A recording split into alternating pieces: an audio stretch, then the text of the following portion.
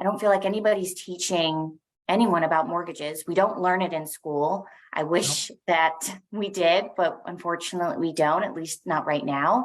And I kind of just took all of that knowledge that I had and keep relaying it into the world because Hello, and welcome to another episode of Mortgage Influencers, where we bring you professionals who share insight into the latest trends, tips, industry technology, and services to help you be a mortgage influencer in your mortgage business. Well, I'm going to take us live. We are streaming, and we want to welcome you. Happy Wednesday. Welcome to another episode of Mortgage Influencers. My name is Ginger Bell, and I have with me Scott Schang today, and I have a special guest who I am so excited to chat with today, and that is the TikTok superstar, new mother extraordinaire, Miss Jordan Nutter. So, Jordan, thanks for joining us. Thank you. I appreciate just that. Catching up at the beginning when we were getting logged on, that Jordan is a new first-time mother. So congratulations. Welcome to motherhood. Thank you. It's exciting. And I'm loving so some far. of the posts that you're putting on social. You have an adorable one holding Charlie and saying, I think the caption was, how can you get any work done? And she's in your arms. And so we have a lot to talk about. So I'm just going to dive right in and really just, I love your story of how you got started, Jordan. So if you can maybe kind of walk us through that, and then we'll, journey into the world of TikTok. So you started out, and you're in Georgia, but you were living in California at the time when you were recruited, right? Yeah, so I was living in California, and I had a longtime friend that lived in Georgia, and that's where the company at the time was based. And I kind of reached out, and I was in transition of like, what do I really want to do? I want a career and not just a job. And so I reached out to her, and she's like, you know what? Sure, why not? And so I ended up moving to Georgia kind of on a whim after I passed my licensing test, and met with everyone. They were happy to sign me on, and I kind of just ran with it. And then COVID hit, and it was one of those things where I didn't have anything to do but really learn mortgages, which I'm very grateful for, because had COVID not hit at that time, I probably wouldn't have learned as much information as I did in such a short amount of time. So that really helped push my career to where I could help a lot more people and learn a lot more, and kind of broaden my book to be able to help on different loan programs that I don't think I definitely wouldn't have learned as quickly. So that kind of rolled, and obviously everyone had a great year in 2020 when it came to mortgages, and 21, and then we kind of halted last year. And thankfully I started doing social media more in October of 2021, and that really helped last year with my business, and even it continues to help now. So very grateful for that. Well, and grateful is a very gracious word to use, but I call it smart. Being able to stick with it. I think that's one of those things that when the market shifts, people kind of like, what do I do? And you said you dove right in. So I love that. The changes obviously with COVID, you dove right in. The changes as far as the market last year, and you dove right in. So, one of the things that you have is that mindset, and you may not even be aware of that. But I think that's something that is definitely beneficial for you. But having the ability to learn and not be afraid to learn and put yourself out there, I think is important. I think that's what holds a lot of people back. So even though you didn't know about a lot of loan programs, you learned about those. And Kyle Seagraves was on with us last week, and Kyle has built his following on YouTube. And Okay. same kind of thing. That's how he started. He just started diving into the guides and reading them and then figuring it out and doing videos about it. So That's are what you I wanted to, that's what I wanted to ask, Jordan. When you said you had the opportunity to learn mortgages, was that in the process of creating content about mortgages? No, so I started, I mean, I've always been on social media, but it was more so the generic kind of post from the company that I was working for, or Okay. the companies I worked for at the time. And then I would make a video every now and then, but nothing to the extent where I'm at now. So I really learned mortgages the end of 2019 and essentially took a crash course all of 2020. And I didn't start really giving it my all for social media until October of 2021. So Okay. I had a really great business and worked really hard to learn mortgages prior to that. And then I was able to take all of that information and I was like, I don't feel like anybody's teaching anyone about mortgages. We don't learn it in school. I wish that we did, but unfortunately we don't, at least not right now. And I kind of just took all of that knowledge that I had and keep relaying it into the world, because most of the people, I just got off the phone and this woman's like, there's literally nobody in my family that's ever owned a home. So I have no one to go to. I don't know what to do. And I've been following you for a year and you're the only reliable source of information I have. Can you help me? And it saddens me that that's kind of where we're at right now, but I'm very grateful and I'm so glad that there are platforms where we can be able to voice and share so much information to help people. Absolutely. So are you primarily on TikTok?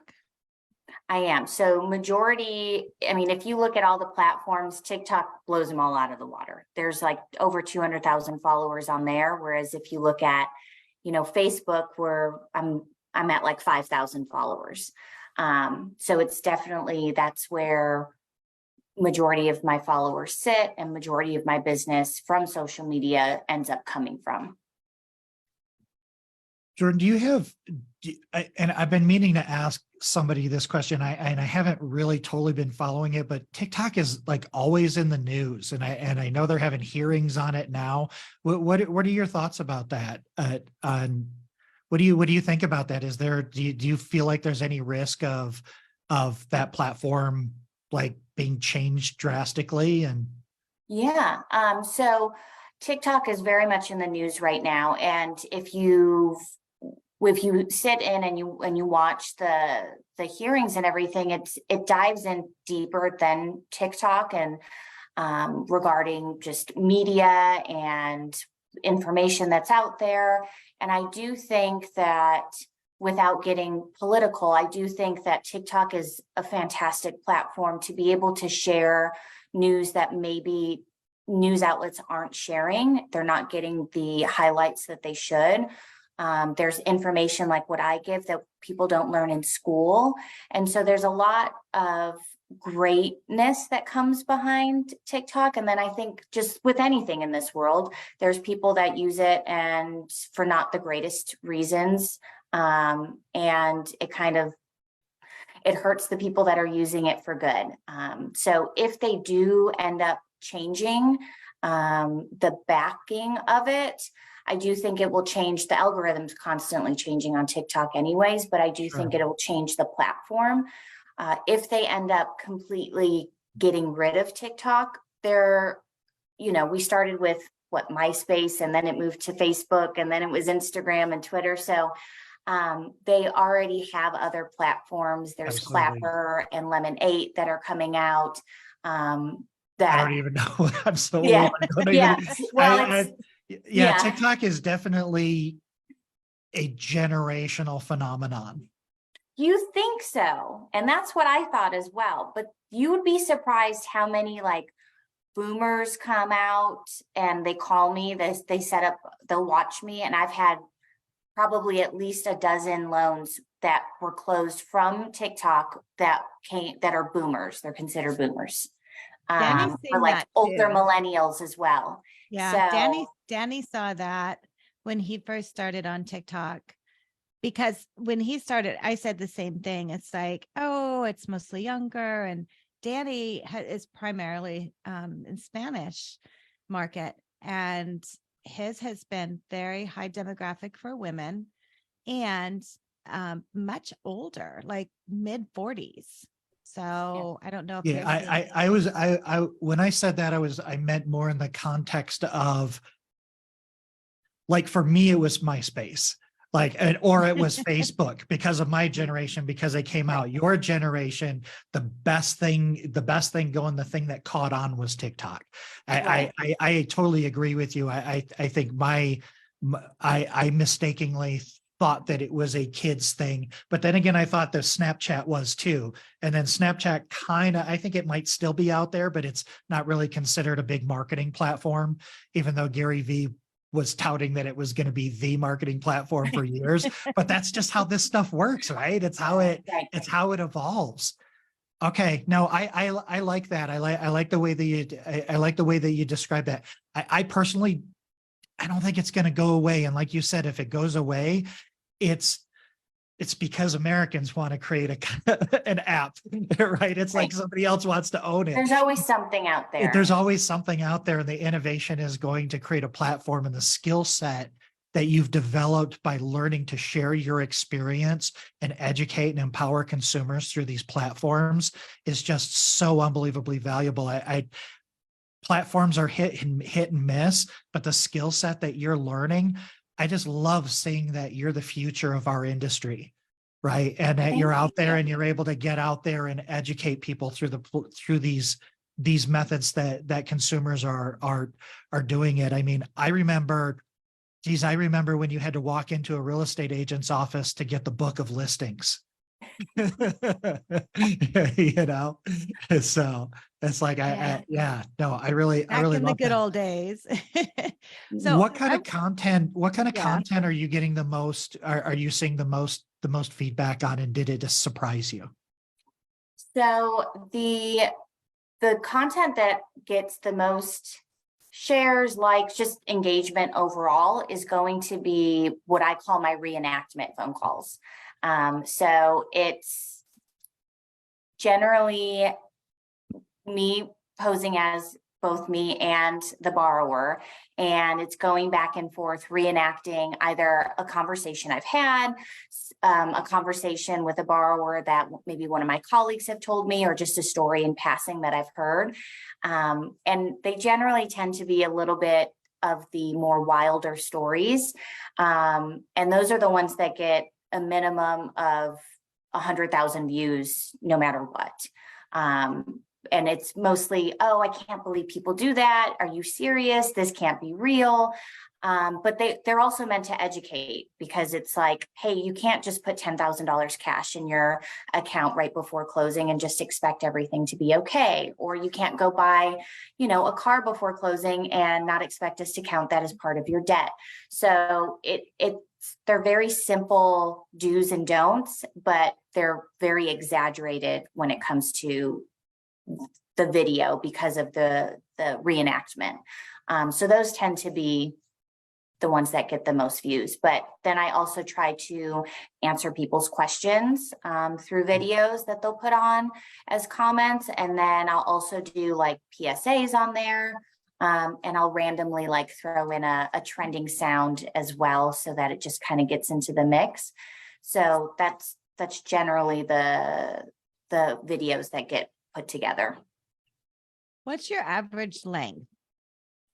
So my average length is probably 90 seconds.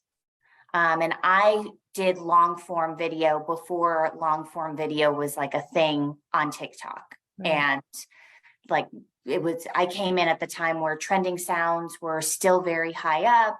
And that wasn't really what I wanted to do. So it was very hard for me to get like the views on the longer form videos. And now that's what TikTok is pushing. So, which is interesting. But yeah, I'd say probably at least 90 seconds. Well, and what's interesting, and you said it, the algorithm's always changing and the social media platforms are always chasing. I feel like they're always following each other. You know, YouTube started doing shorts Mhm. and they put a big focus on that because TikTok was obviously 90 seconds or less. Then TikTok pushed up to 3 minutes. Now I think they're up to like 9 minutes, 10 minutes on 10 TikTok. minutes. It rolled out a while ago, but I just saw it on my, because it's more prominent now. I just saw it where I have the ability to do a 10-minute video. I'm like, that feels like a lot to me, but Well, and I think the thing you have to find what works for you. You know, we had Mhm. Kyle Seagraves on last week. He's big on YouTube. He is all long form and he struggles with doing shorts. And so I think that's the thing that people think that you have to really follow these trends. I think you have to find what works for you oh, 100%. and then consistently do it because it's finding your audience. And that's what you've done. You know, Mhm. you have found your audience and they follow you. The woman who has been following you for a year and silently watching what you're doing. And this whole time, you've been building a relationship. You have been having a conversation with her, although one-sided at the time, to where she felt like she knew you. You're the only person I can trust. Mhm. Which people don't realize that that can happen by having a video conversation with people over a longer period of time. So the Of fact course. that you found what works for you, which wasn't the long form, but not really the short form either, because some people do just very short form, but that balance of feeling like you give enough education and you do it consistently. Mhm. How Yeah. often do you shoot? So generally I batch all of my content. Um, Normally Sunday afternoons, nobody's calling me, open houses are done, nobody really needs a letter anymore.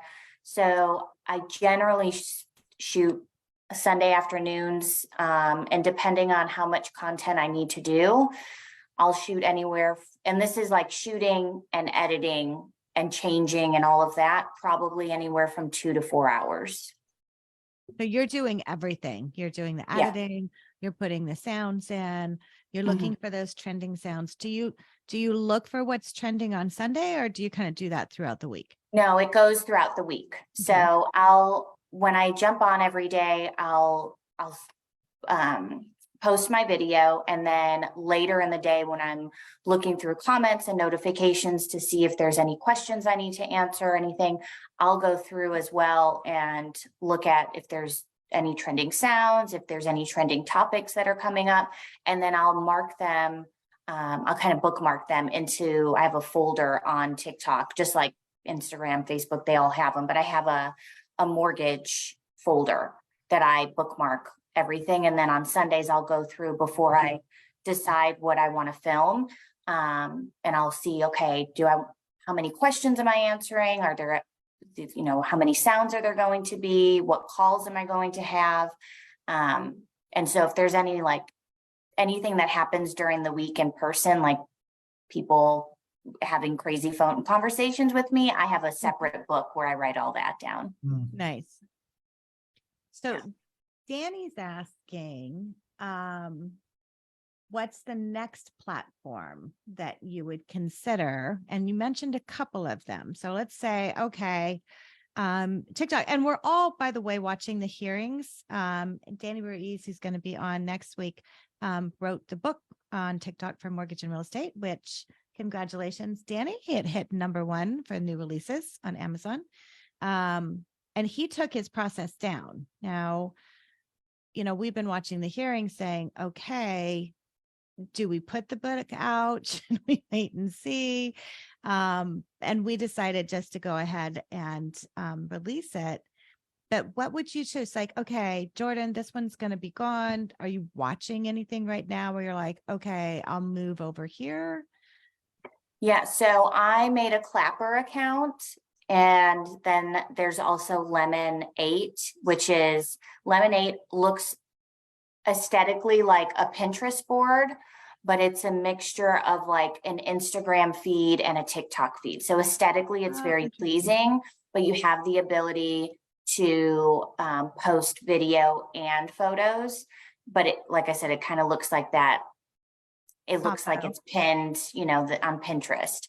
So that I haven't made an account just yet. I have it downloaded. So I need to take some time this weekend to set an account up. Clapper I've done as well. And Clapper feels, now I didn't start TikTok. I've been on it forever. I just haven't posted prior to 2021 really and gotten into it. But Clapper apparently is what TikTok was circa like 2019, 2020, where it was very raw and real, and anything kind of went. So I have that one, and I've only posted a couple videos on there. So I'm kind of watching to see how things are going to go with TikTok. Yeah. And it's hard.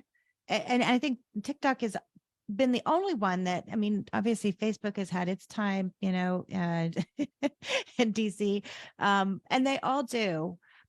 And I think for those that are looking at getting started, and I've had conversations about, posting on TikTok or Instagram, and they're like, oh, I'm staying away from TikTok. It's like, you have to find what's going to work for you. That's right.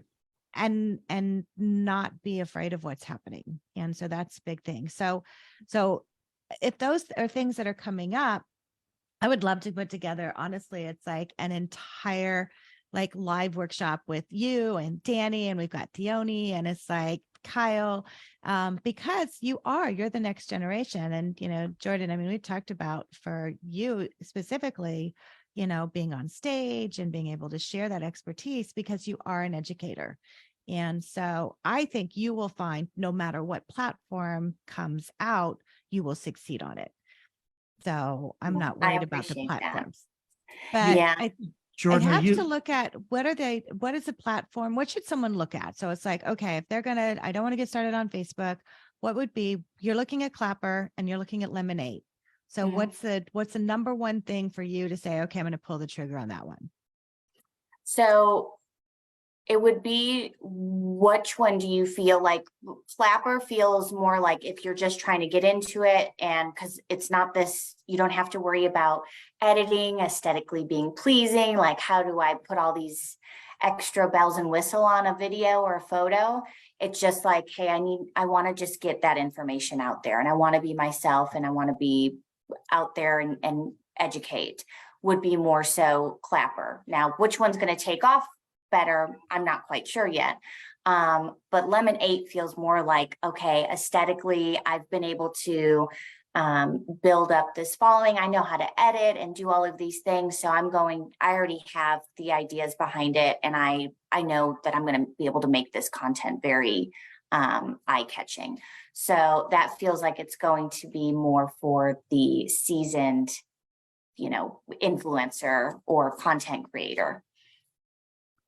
So we'll see which one pans out more, and like really ends up taking off. But you still have Facebook, there's Instagram, there's YouTube Shorts. So all of my content I repurpose for all of the other platforms. Okay. That's what I was going to ask. Yeah.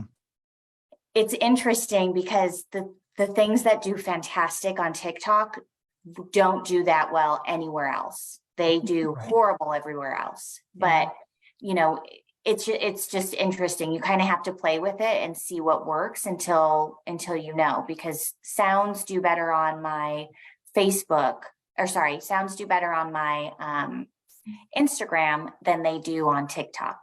And questions tend to do better on TikTok than they do on Facebook. So it's just kind of playing with and testing it out.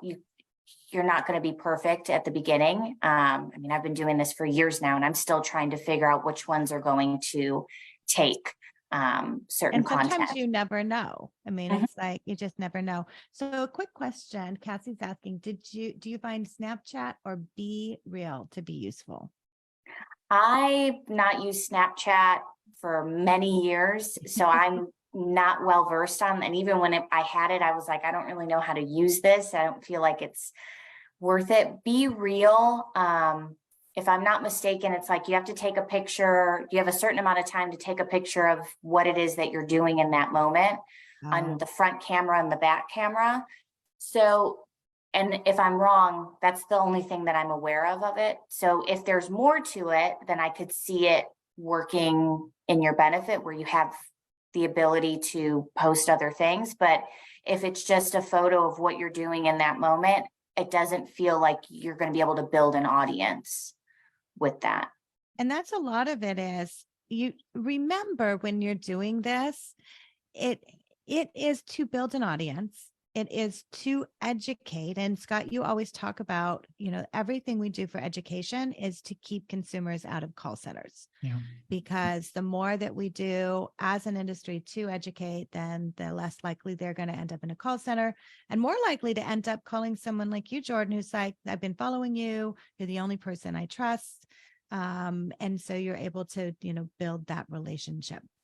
And Well, so and here's the really beauty of this is, you talked about finding your audience. I would argue that you don't find an audience, the audience finds you. Mhm. And the platform is just the medium. It's just the communication channel. Mhm. And there is no right answer. Like Jordan does really, really well on this platform because she's educating these people, but that education can go anywhere.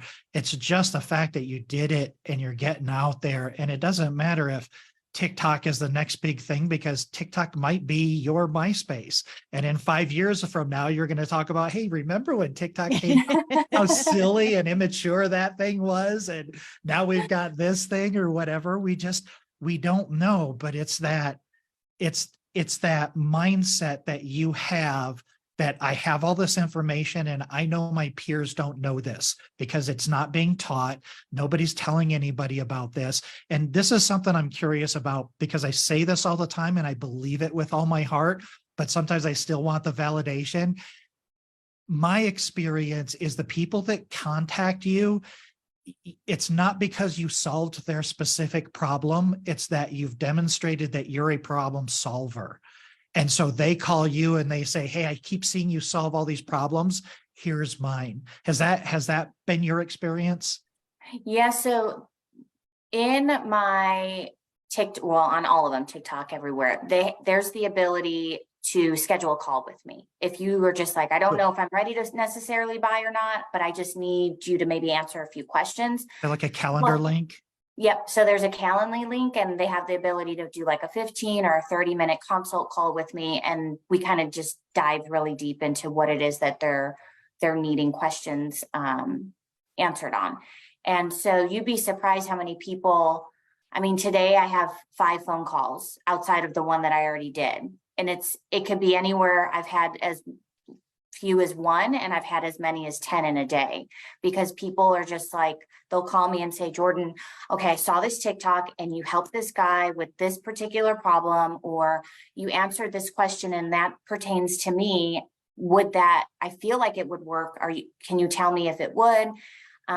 It's the fact that I've been able to show individuals that I can help people and I know what I'm talking about. Mm-hmm. And I may not know exactly your situation or your problem. I may have to troubleshoot it, but for the most part, I've been able to answer everybody's questions and help guide them and say, hey, you have the option to do it this way, or this way. And let's figure out which one works the best for you. But any of them will get you to the end game. And I feel like people like that. And I explain it to them and I talk to them as if it's the biggest purchase of their life, and they don't understand what it is that they're doing, because there's not been one person that I've closed a loan for that's a mortgage officer or a processor or an underwriter.